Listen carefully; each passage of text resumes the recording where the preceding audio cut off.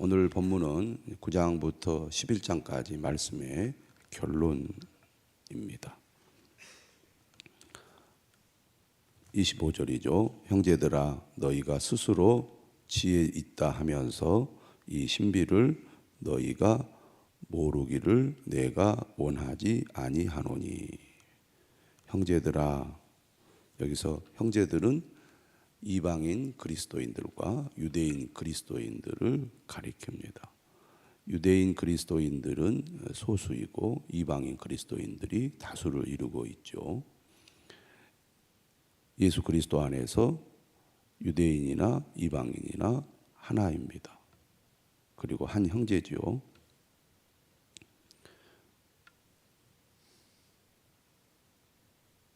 스스로 자신들이 상대방보다 낫다, 우월하다 이런 생각들을 가지고 있다면 옳지 않다는 말을 사도 바울이 했습니다. 우리가 잘 알고 있다, 우리가 더 낫다 이런 생각을 갖고 있다면 그러한 생각을 내려놓고 겸손한 마음으로 하나님의 말씀에 귀를 기울여야 한다는 의미로 오늘 25절은 너희가 스스로 지혜 있다 하면서 이 신비를 너희가 모르기를 내가 원하지 아니하노니라고 말하고 있습니다. 여기서 신비라는 것은 비밀을 가리키는데 사실 이 비밀이란 외부인들은 모르는 비밀은 아닙니다. 하나님께서 예수 그리스도를 통하여 나타낸 계시를 가리키죠. 복음을 들은 자는 다 아는 비밀입니다. 하나님의 기쁘신 뜻을 헤아리지 못하면 왜 이방인들은 예수님을 믿는데 지금 유대인들은 예수님을 믿지 않을까 하면서 오해할 수 있다는 얘기입니다. 하지만 바울은 분명한 확신과 소망을 가지고 있습니다. 9장부터 11장을 통하여 분명하게 말하고 있는데요. 오늘 결론을 내리고 있습니다.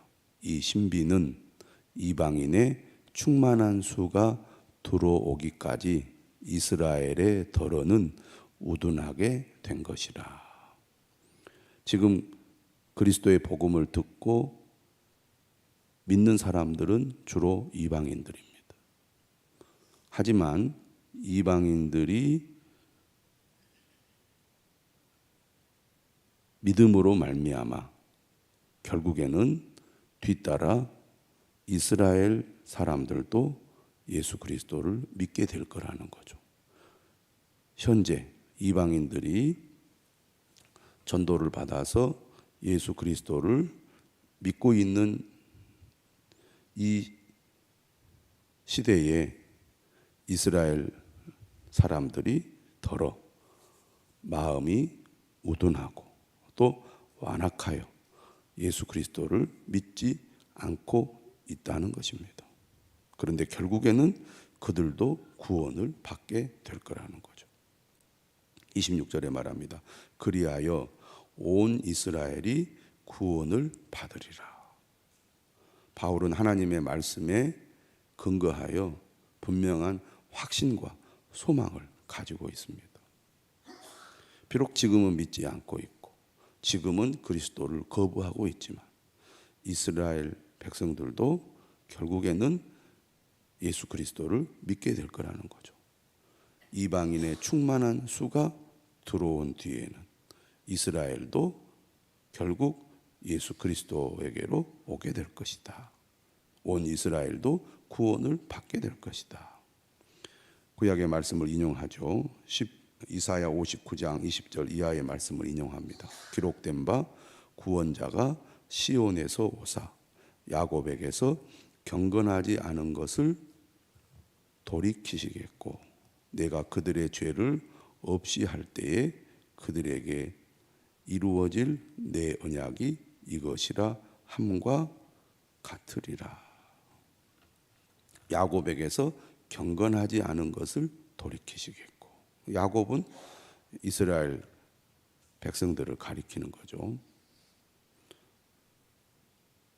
우리도 사도 바울과 같은 이러한 확신과 소망을 가져야겠습니다. 지금 믿지 않는다고, 지금 믿음을 거부한다고, 야, 이 민족엔 소망이 없어, 이 사람들에게는 소망이 없어, 이렇게 우리가 단정 짓기보다는 하나님은 모든 사람이 구원받기를 원하시잖아요.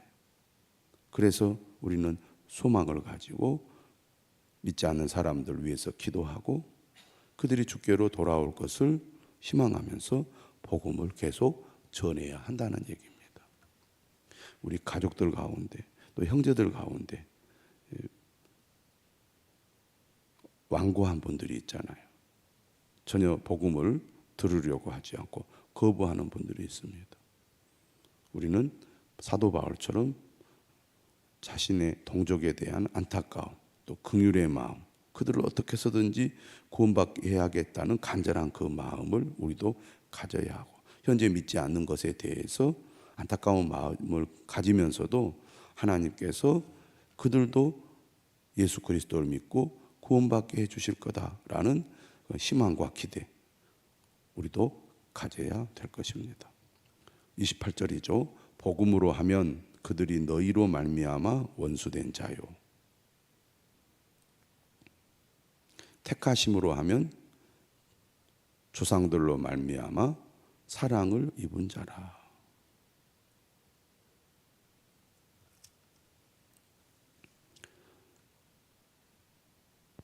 그들은 유대인들입니다. 오히려 지금 유대인들은 복음을 받아들이지 않고 있죠. 하지만 그들은 하나님의 선택된 백성들로서 그 조상들로 말미암아 사랑을 입은 자입니다.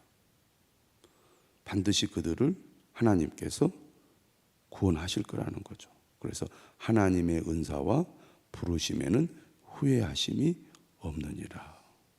하나님께서 택한 이스라엘 민족들을 반드시 하나님께서 구원하실 거라는 얘기죠. 30절은 말합니다. 너희가 전에는 하나님께 순종하지 아니하더니 이스라엘이 순종하지 아니함으로 이제 긍휼을 입었는지라. 여기서 너희는 누구를 가리킵니까? 이방인 그리스도인을 가리키죠. 그들은 하나님께 순종하지 않았던 사람들입니다. 그런데 지금 이스라엘이 하나님께 순종하지 않고 있잖아요.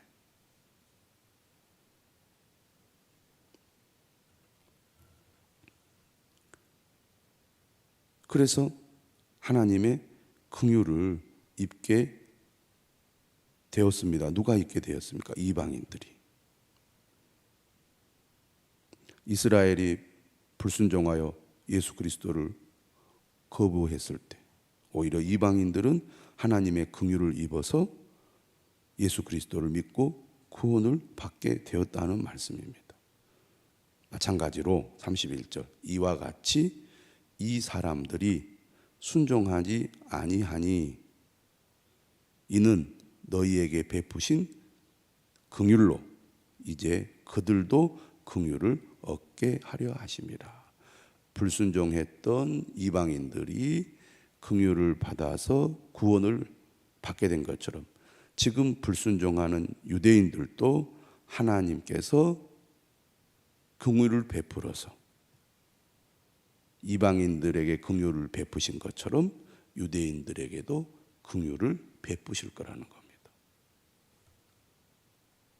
너희들도 자격이 없는데 하나님이 긍휼을 베푸셔서 예수 믿고 구원받은 거 아니냐? 지금 저 불순종하는 이스라엘 사람 유대인들도 너희들에게 긍휼을 베푼 것처럼 하나님께서 긍휼을 베푸실 거다. 그들도 구원을 받게 될 거다. 우리가 믿지 않는 사람들 보면 저 사람들 마음이 완고하잖아요.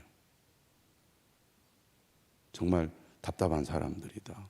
어떻게 하나님께서 우리를 죄에서 구원해 주시는데 믿지 않지?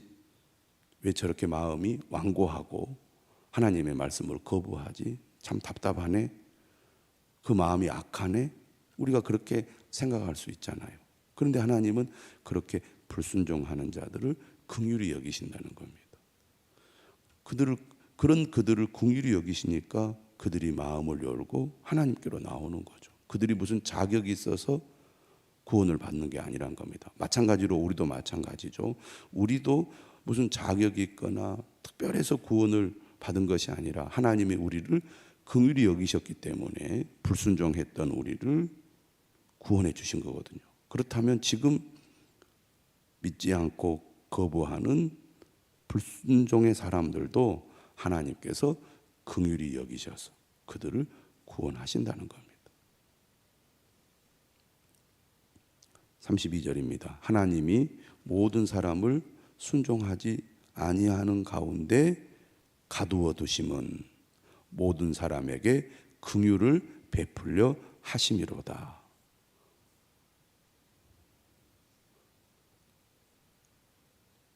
결국 하나님을 믿지 않고 하나님을 거역한 사람들, 그 사람들 하나님 구원해 주시는 거잖아요. 하나님을 믿지 않고 거역한 사람들이 누굽니까? 순종하지 않는 사람들이죠. 그러니까 누가 구원을 받습니까? 결국 믿지 않는 사람들이 구원을 받게 되죠. 하나님의 말씀에 순종하지 않은 사람들이 구원을 받는 겁니다. 모든 사람이 죄인이라는 것은 모든 사람이 하나님께 불순종한다는 거거든요. 그렇게 불순종한 사람들을 하나님께서 긍휼히 여기셔서 예수 그리스도를 믿게 한 거죠. 예수님을 믿고 구원을 받는 것은 하나님의 전적인 은혜죠. 하나님의 긍휼하심 때문에 가능한 거라는 거죠. 그래서 하나님을 몰랐던, 하나님께 불순종했던 이방인들이 예수 그리스도를 믿고 구원을 받게 된 거 아니냐. 마찬가지로 지금 완고한 마음으로 하나님께 불순종하는 저 유대인들도 결국 하나님의 긍휼하심을 따라서 구원을 받게 될 거다. 그런 얘기입니다. 그래서 먼저 믿는 우리가 결코 교만한 마음을 가져서는 안 된다는 거죠. 우리 이방인들이 다수가 예수님을 믿고 저 유대인들은 저 답답하게 완고한 마음으로 예수님을 거부하는 것들 보고 비난하거나 참 저 사람들 한심하다 그렇게 생각하지 말라는 겁니다. 오히려 긍휼의 마음을 가지라는 거죠. 그리고 반드시 하나님이 그들을 구원해 주실 거라는 거죠. 이게 주님의 마음입니다. 우리가 믿음 생활하고 또 성도들과의 관계에서나 또 믿지 않는 사람들을 대할 때 하나님의 긍휼의 마음을 가져야 될 줄로 믿습니다. 오늘은 이 긍휼이라는 단어를 반복해서 사용하고 있습니다. 하나님께서 긍휼의 마음으로 우리를 구원해 주셨다. 그리고 믿지 않는 사람들을 구원해 주실 거다. 그런 얘기입니다. 그러면서 오늘 마지막 이제 하나님의 그 은혜를 찬양하는 그 경배로 마무리를 하는데요.